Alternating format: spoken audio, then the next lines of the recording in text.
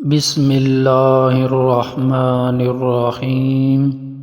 شروع اللہ کے نام سے جو بڑا مہربان نہایت رحم والا ہے۔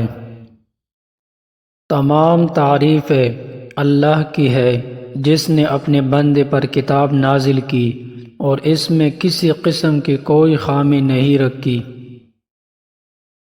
ایک سیدھی سیدھی کتاب جو اس نے اس لیے نازل کی ہے کہ لوگوں کو اپنی طرف سے ایک سخت عذاب سے آگاہ کرے، اور جو مومن نیک عمل کرتے ہیں ان کو خوشخبری دے کہ ان کو بہترین اجر ملنے والا ہے، جس میں وہ ہمیشہ ہمیشہ رہیں گے۔ اور ان لوگوں کو بھی ڈرا دے جو کہتے ہیں کہ اللہ تعالی اولاد رکھتا ہے۔ اس بات کا کوئی علم ثبوت نہ خود ان کے پاس ہے نہ ان کے باپ دادوں کے پاس تھا۔ بڑی سنگین بات ہے جو ان کے منہ سے نکل رہی ہے۔ جو کچھ وہ کہہ رہے ہیں وہ جھوٹ کے سوا کچھ نہیں۔ اب اے پیغمبر، اگر لوگ قرآن کی اس بات پر ایمان نہ لائے تو ایسا لگتا ہے جیسے تم افسوس کر کر کے ان کے پیچھے اپنی جان کو گلا بیٹھو گے۔ یقین جانو کہ روئی زمین پر جتنی چیزیں ہیں ہم نے انہیں زمین کی سجاوٹ کا ذریعہ اس لیے بنایا ہے تاکہ لوگوں کو آزمائے کہ ان میں کون زیادہ اچھا عمل کرتا ہے۔ اور یہ بھی یقین رکھو کہ روئی زمین پر جو کچھ ہے ایک دن ہم اسے ایک سپاٹ میدان بنا دیں گے۔ کیا تمہارا یہ خیال ہے کہ غار اور رقیم والے لوگ ہماری نشانیوں میں سے کچھ زیادہ عجیب چیز تھے؟ یہ اس وقت کا ذکر ہے جب ان نوجوانوں نے غار میں پناہ لی تھی اور اللہ تعالیٰ سے دعا کرتے ہوئے کہا تھا کہ اے ہمارے پروردگار، ہم پر خاص اپنے پاس سے رحمت نازل فرمائیے اور ہماری اس صورتحال میں ہمارے لیے بھلائی کا راستہ مہیا فرما دیجیے۔ چنانچہ ہم نے ان کے کانوں کو تپ دے کر کئی سال تک ان کو غار میں سلائے رکھا، پھر ہم نے ان کو جگایا تاکہ یہ دیکھے کہ ان کے دو گروہ میں سے کون سا گروہ اپنے سوئے رہنے کی مدت کا زیادہ صحیح شمار کرتا ہے۔ ہم تمہارے سامنے ان کا واقعہ ٹھیک ٹھیک بیان کرتے ہیں۔ یہ کچھ نوجوان تھے جو اپنے پروردگار پر ایمان لائے تھے اور ہم نے ان کو ہدایت میں خوب ترقی دی تھی۔ ہم نے ان کے دل مضبوط کر دیے تھے جبکہ یہ اٹھ کر کھڑے ہوئے اور کہنے لگے کہ ہمارا پروردگار تو وہی ہے جو آسمان اور زمین کا پروردگار ہے، ناممکن ہے کہ ہم اس کے سوا کسی اور معبود کو پکارے۔ اگر ایسا کیا تو ہم نے نہایت ہی غلط بات کہی۔ یہ ہماری قوم کے لوگ ہیں جنہوں نے اس پروردگار کو چھوڑ کر دوسرے معبود بنا رکھے ہیں۔ اگر ان کا عقیدہ صحیح ہے تو وہ اپنے معبودوں کے ثبوت میں کوئی واضح دلیل کیوں پیش نہیں کرتے؟ بھلا اس شخص سے زیادہ ظالم کون ہوگا جو اللہ پر جھوٹ باندھے؟ اور ساتھیو، جب تم نے ان لوگوں سے بھی علیحدگی اختیار کر لی ہے اور ان سے بھی جن کی اللہ کو چھوڑ کر عبادت کرتے ہیں، تو چلو اب تم اس غار میں پناہ لے لو۔ تمہارا پروردگار تمہارے لیے اپنا دامن رحمت پھیلا دے گا اور تمہارے کام میں آسانی کے اسباب مہیا فرمائے گا۔ اور وہ غار ایسا تھا کہ تم سورج کو نکلتے وقت دیکھتے تو وہ ان کے غار سے دائیں طرف ہٹ کر نکل جاتا، اور جب غروب ہوتا تو ان سے بائیں طرف کترا کر چلا جاتا، اور وہ اس غار کے ایک کشادہ حصے میں سوئے ہوئے تھے۔ یہ سب کچھ اللہ کی نشانیوں میں سے ایک نشانی ہے۔ جسے اللہ ہدایت دے وہی ہدایت پاتا ہے، اور جسے وہ گمراہ کر دے اس کا تمہیں ہرگز کوئی مددگار نہیں مل سکتا جو اسے راستے پر لائے۔ تم انہیں دیکھ کر یہ سمجھتے کہ وہ جاگ رہے ہیں، حالانکہ وہ سوئے ہوئے تھے، اور ہم ان کو دائیں اور بائیں کروٹ دلاتے رہتے، اور ان کا کتا دہلیز پر اپنے دونوں ہاتھ پھیلائے ہوئے بیٹھا تھا۔ اگر تم انہیں جھانک کر دیکھتے تو ان سے پیٹ پھیر کر بھاگ کھڑے ہوتے اور تمہارے اندر ان کی دہشت سما جاتی۔ اور جیسے ہم نے انہیں سلایا تھا اسی طرح ہم نے انہیں اٹھا دیا تاکہ وہ آپس میں ایک دوسرے سے پوچھ گچھ کرے۔ ان میں سے ایک کہنے والے نے کہا، تم اس حالت میں کتنی دیر رہے ہوگے؟ کچھ لوگوں نے کہا، ہم 1 دن یا 1 دن سے کچھ کم نیند میں رہے ہوں گے۔ دوسروں نے کہا، تمہارا رب ہی بہتر جانتا ہے کہ تم کتنی دیر اس حالت میں رہے ہو۔ اب اپنے میں سے کسی کو یہ چاندی کا سکہ دے کر شہر کی طرف بھیجو، وہ جا کر دیکھ بھال کرے کہ اس کے کون سے علاقے میں زیادہ پاکیزہ کھانا مل سکتا ہے، پھر تمہارے پاس وہاں سے کچھ کھانے کو لے آئے، اور اسے چاہیے کہ ہوشیاری سے کام کرے اور کسی کو تمہاری خبر نہ ہونے دے، کیونکہ اگر ان شہر کے لوگوں کو تمہاری خبر مل گئی تو یہ تمہیں پتراؤ کر کے ہلاک کر ڈالیں گے، یہ تمہیں اپنی دین میں واپس آنے کے لیے مجبور کریں گے، اور ایسا ہوا تو تمہیں کبھی فلاح نہیں مل سکے گی۔ اور یوں ہم نے ان کی خبر لوگوں تک پہنچا دی تاکہ وہ یقین سے جان لے کہ اللہ کا وعدہ سچا ہے، نیز یہ کہ قیامت کی گھڑی آنے والی ہے، اس میں کوئی شک نہیں۔ پھر وہ وقت بھی آیا جب لوگ ان کے بارے میں آپس میں جھگڑ رہے تھے، چنانچہ کچھ لوگوں نے کہا کہ ان پر ایک عمارت بنا دو، ان کا رب ہی ان کے معاملے کو بہتر جانتا ہے۔ آخر کار جن لوگوں کو ان کے معاملات پر غلبہ حاصل تھا انہوں نے کہا کہ ہم تو ان کے اوپر ایک مسجد ضرور بنائیں گے۔ کچھ لوگ کہیں گے کہ وہ 3 آدمی تھے اور چوتھا ان کا کتا تھا، اور کچھ کہیں گے کہ وہ 5 تھے اور چھٹا ان کا کتا تھا۔ یہ سب اٹکل کے تیر چلانے کی باتیں ہیں۔ اور کچھ کہیں گے کہ وہ 7 تھے اور 8واں ان کا کتا تھا۔ کہہ دو کہ میرا رب ہی ان کی صحیح تعداد کو جانتا ہے، تھوڑے سے لوگوں کے سوا کسی کو ان کا پورا علم نہیں، لہٰذا ان کے بارے میں سرسری گفتگو سے آگے بڑھ کر کوئی بحث نہ کرو اور نہ ان کے بارے میں کسی سے پوچھ گچھ کرو۔ اور اے پیغمبر، کسی بھی کام کے بارے میں کبھی یہ نہ کہو کہ میں یہ کام کل کر لوں گا، ہاں یہ کہو کہ اللہ چاہے گا تو کر لوں گا، اور جب کبھی بھول جاؤ تو اپنے رب کو یاد کر لو اور کہو مجھے امید ہے کہ میرا رب کسی ایسی بات کی طرف رہنمائی کر دے جو ہدایت میں اس سے بھی زیادہ قریب ہو۔ اور وہ اصحاب کہف اپنے غار میں 300 سال اور مزید 9 سال سوتے رہے۔ اگر کوئی اس میں بحث کرے تو کہہ دو کہ اللہ ہی بہتر جانتا ہے کہ وہ کتنی مدت سوتے رہے۔ آسمانوں اور زمین کے سارے بید اسی کے علم میں ہے، وہ کتنا دیکھنے والا اور کتنا سننے والا ہے، اس کے سوا ان کا کوئی رکھوالا نہیں ہے، اور وہ اپنی حکومت میں کسی کو شریک نہیں کرتا۔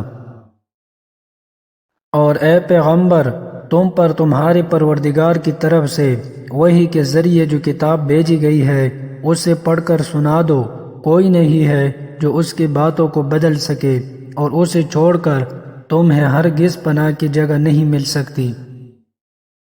اور اپنے آپ کو استقامت سے ان لوگوں کے ساتھ رکھو جو صبح و شام اپنے رب کو اس لیے پکارتے ہیں کہ وہ اس کی خوشنودی کی طلبگار ہیں، اور تمہاری آنکھیں دنیاوی زندگی کی خوبصورتی کی تلاش میں ایسے لوگوں سے ہٹنے نہ پائے، اور کسی ایسے شخص کا کہنا نہ مانو جس کے دل کو ہم نے اپنی یاد سے غافل کر رکھا ہے، اور جو اپنی خواہشات کے پیچھے پڑا ہوا اور جس کا معاملہ حد سے گزر چکا ہے۔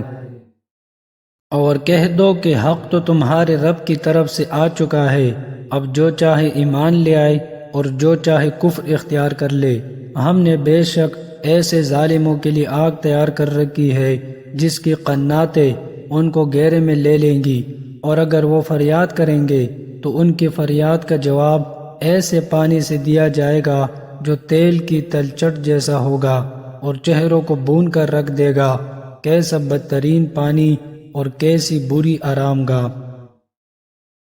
البتہ جو لوگ ایمان لائے اور انہوں نے نیک عمل کیے تو یقیناً ہم ایسے لوگوں کے اجر کو ضائع نہیں کرتے جو اچھی طرح عمل کرے۔ یہ وہ لوگ ہیں جن کے لیے ہمیشہ رہنے والے باغات ہیں، ان کے نیچے سے نہریں بہتی ہوں گی، ان کو وہاں سونے کے کنگنوں سے مزین کیا جائے گا اور اونچی مسندوں پر تکیہ لگائے ہوئے باریک اور دبیز ریشم کے سبز کپڑے پہنے ہوں گے۔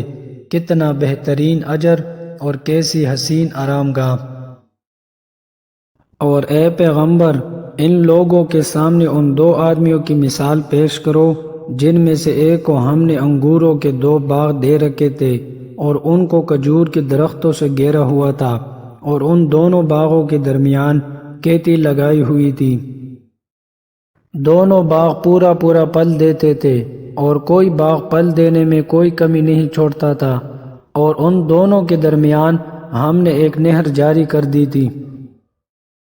اور اس شخص کو خوب دولت حاصل ہوئی تو وہ اپنے ساتھی سے باتیں کرتے ہوئے کہنے لگا کہ میرا مال بھی تم سے زیادہ ہے اور میرا جتھا بھی تم سے زیادہ مضبوط ہے، اور اپنی جان پر ستم ڈھاتا ہوا اپنے باغ میں داخل ہوا، کہنے لگا میں نہیں سمجھتا کہ یہ باغ کبھی بھی تباہ ہوگا، اور میرا یہ خیال ہے کہ قیامت کبھی نہیں آئے گی، اور اگر کبھی مجھے اپنے رب کے پاس واپس بھیجا بھی گیا تب بھی مجھے یقین ہے کہ مجھے اس سے بھی اچھی جگہ ملے گی۔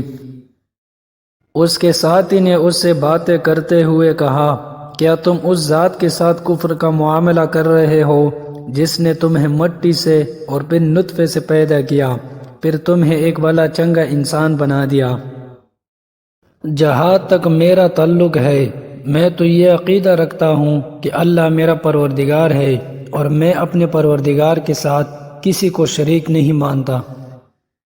اور جب تم اپنے باغ میں داخل ہو رہے تھے اس وقت تم نے یہ کیوں نہیں کہا کہ ماشاء اللہ لا قوت الا باللہ، جو اللہ چاہتا ہے وہی ہوتا ہے، اللہ کے توفیق کے بغیر کسی میں کوئی طاقت نہیں۔ اگر تمہیں یہ نظر آ رہا ہے کہ میری دولت اور اولاد تم سے کم ہے، تو میرے رب سے کچھ بعید نہیں ہے کہ وہ مجھے تمہارے باغ سے بہتر چیز عطا فرما دے اور تمہارے اس باغ پر کوئی آسمانی آفت بھیج دے جس سے وہ چکنے میدان میں تبدیل ہو کر رہ جائے، یا اس کا پانی زمین میں دھنس جائے، پھر تو اسے ہرگز تلاش نہ کر سکے، اور اس کے سارے پھل گھیر لیے گئے۔ پس وہ اپنے اس خرچ پر جو اس نے اس میں کیا تھا اپنے ہاتھ ملنے لگا، اور وہ باغ تو اوندھا الٹا پڑا تھا، اور وہ شخص یہ کہہ رہا تھا کہ کاش میں اپنے رب کے ساتھ کسی کو بھی شریک نہ کرتا، اور اسے کوئی ایسا جتھا میسر نہ آیا جو اللہ کو چھوڑ کر اس کی مدد کرتا، اور نہ وہ خود اس قابل تھا کہ اپنا دفاع کر سکے۔ ایسے موقع پر آدمی کو پتہ چلتا ہے کہ مدد کا سارا اختیار سچے اللہ کو حاصل ہے، وہی ہے جو بہتر ثواب دیتا اور بہتر انجام دکھاتا ہے۔ اور ان لوگوں سے دنیاوی زندگی کی یہ مثال بھی بیان کر دو کہ وہ ایسی ہے جیسے ہم نے آسمان سے پانی برسایا تو اس سے زمین کا سبزہ خوب گنا ہو گیا، پھر وہ ایسا ریزہ ریزہ ہوا کہ اسے ہوائیں اڑا لے جاتی ہے، اور اللہ ہر چیز پر مکمل قدرت رکھتا ہے۔ مال اور اولاد دنیاوی زندگی کی زینت ہے، اور جو نیکیاں پائیدار رہنے والی ہے وہ تمہارے رب کے نزدیک ثواب کے اعتبار سے بھی بہتر ہے، اور امید وابستہ کرنے کے لیے بھی بہتر۔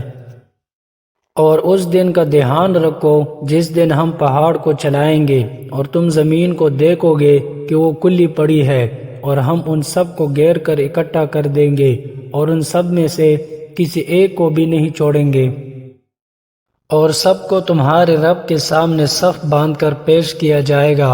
آخر تم ہمارے پاس اسی طرح آ گئے جس طرح ہم نے تمہیں پہلی بار پیدا کیا تھا۔ اس کے برعکس تمہارا دعویٰ یہ تھا کہ ہم تمہارے لیے یہ مقرر وقت کبھی نہیں لائیں گے، اور اعمال کی کتاب سامنے رکھ دی جائے گی، چنانچہ تم مجرموں کو دیکھو گے کہ وہ اس کے تحریر سے خوفزدہ ہے اور کہہ رہے ہیں کہ ہائے ہماری بربادی، یہ کیسی کتاب ہے جس نے ہمارا کوئی چھوٹا بڑا عمل ایسا نہیں چھوڑا جس کا پورا احاطہ نہ کر لیا ہو، اور وہ اپنا سارا کیا دارا اپنے سامنے موجود پائیں گے، اور تمہارا پروردگار کسی پر کوئی ظلم نہیں کرے گا۔ اور وہ وقت یاد کرو جب ہم نے فرشتوں سے کہا تھا کہ آدم کے آگے سجدہ کرو، چنانچہ سب نے سجدہ کیا سوائے ابلیس کے، وہ جنات میں سے تھا۔ چنانچہ اس نے اپنے رب کے حکم کی نافرمانی کی۔ کیا پھر بھی تم میرے بجائے اسے اور اس کی ذریت کو اپنا رکھوالا بناتے ہو، حالانکہ وہ سب تمہارے دشمن ہے۔ اللہ تعالیٰ کا کتنا برا متبادل ہے جو ظالموں کو ملا ہے۔ میں نے نہ آسمانوں اور زمین کی تخلیق کے وقت ان کو حاضر کیا تھا، نہ خود ان کو پیدا کرتے وقت، اور میں ایسا نہیں ہوں کہ گمراہ کرنے والوں کو دست و بازو بناؤں۔ اور اس دن کا دھیان کرو جب اللہ ان مشرکوں سے کہے گا کہ ذرا پکارو ان کو جنہیں تم نے میرے خدائی میں شریک سمجھ رکھا تھا، چنانچہ وہ پکاریں گے لیکن وہ ان کو کوئی جواب نہیں دیں گے، اور ہم ان کے درمیان ایک مہلک آڑ حال کر دیں گے۔ اور مجرم لوگ آگ کو دیکھیں گے تو سمجھ جائیں گے کہ انہیں اسی میں گرنا ہے، اور اس سے بچ نکلنے کا کوئی راستہ نہیں پائیں گے۔ اور ہم نے لوگوں کے فائدے کے لیے اس قرآن میں طرح طرح سے ہر قسم کے مضامین بیان کیے ہیں، اور انسان ہے کہ جھگڑا کرنے میں ہر چیز سے بڑھ گیا ہے۔ اور جب لوگوں کے پاس ہدایت آ چکی تو اب انہیں ایمان لانے اور اپنے رب سے معافی مانگنے سے اس مطالبے کے سوا کوئی اور چیز نہیں روک رہی کہ ان کے ساتھ بھی پچھلے لوگوں جیسے واقعات پیش آ جائے یا عذاب ان کے بالکل سامنے آ کھڑا ہو۔ ہم تو اپنے رسولوں کو صرف اس لیے بھیجتے ہیں کہ وہ خوشخبریاں سنا دے اور ڈرا دے۔ کافر لوگ باطل کے سہارے جھگڑتے ہیں اور چاہتے ہیں کہ اس سے حق کو لڑکھڑا دے۔ انہوں نے میری آیتوں کو اور جس چیز سے ڈرایا جائے مذاق بنا ڈالا ہے۔ اور اس شخص سے بڑھ کر ظالم کون ہوگا جسے اس کے رب کی آیتوں کے حوالے سے نصیحت کی جائے تو وہ ان سے منہ موڑ لے اور اپنے ہاتھوں کے کرتوت کو بلا بیٹھے۔ حقیقت یہ ہے کہ ہم نے ان لوگوں کے کرتوت کی وجہ سے ان کے دلوں پر غلاف چڑھا دیے ہیں جن کی وجہ سے وہ اس قرآن کو نہیں سمجھتے، اور ان کے کانوں میں ڈانٹ لگا دی ہے، اور اگر تم انہیں ہدایت کی طرف بلاؤ تب بھی وہ صحیح راستے پر ہرگز نہیں آئیں گے۔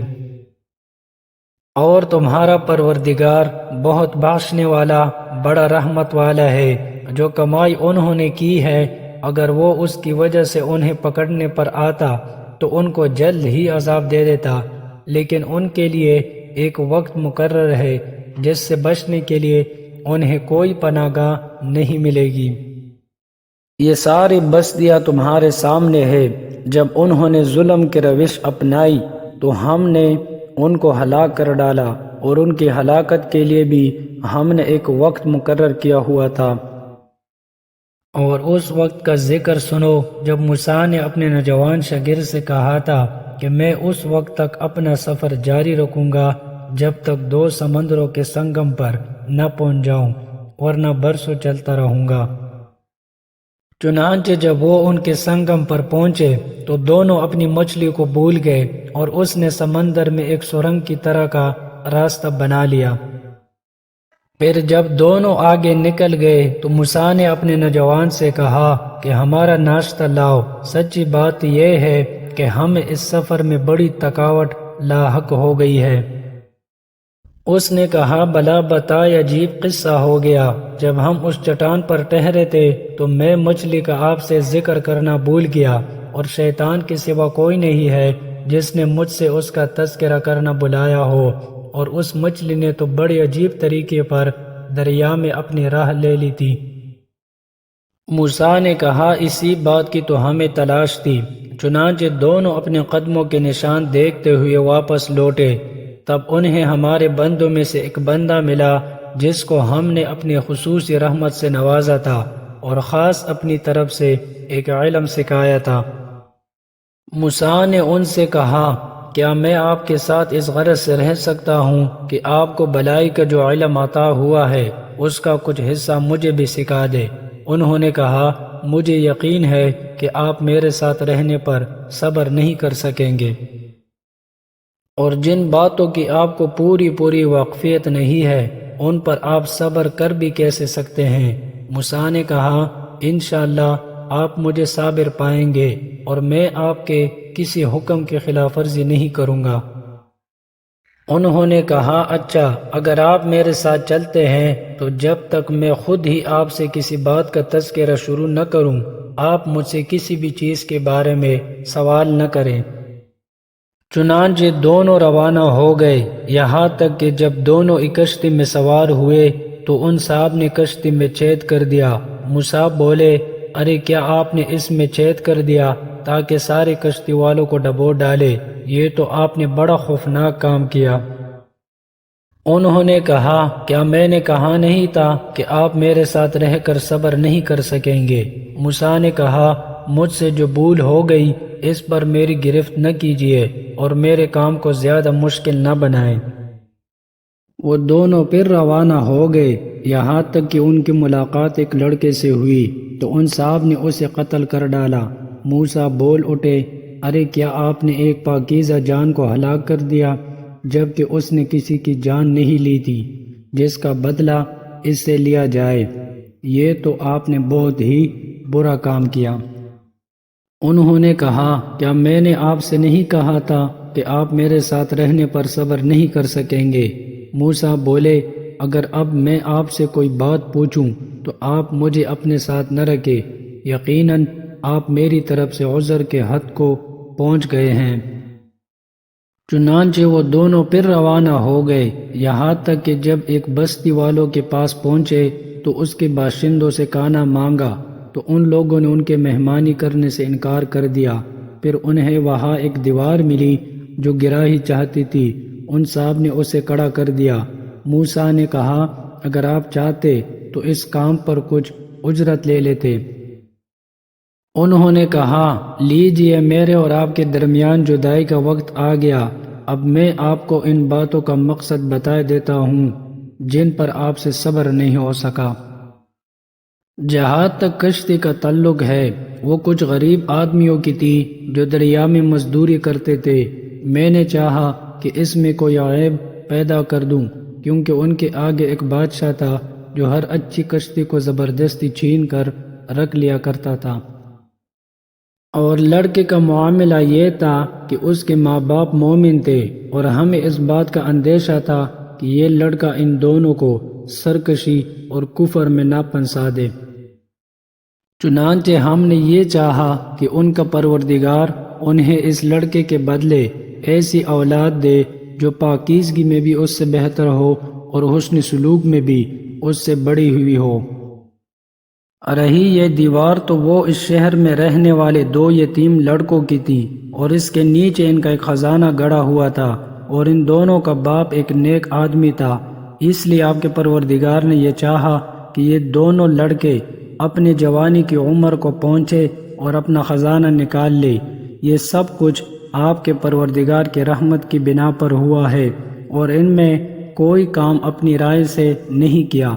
یہ تھا مقصد ان باتوں کا جن پر آپ سے صبر نہیں ہو سکا۔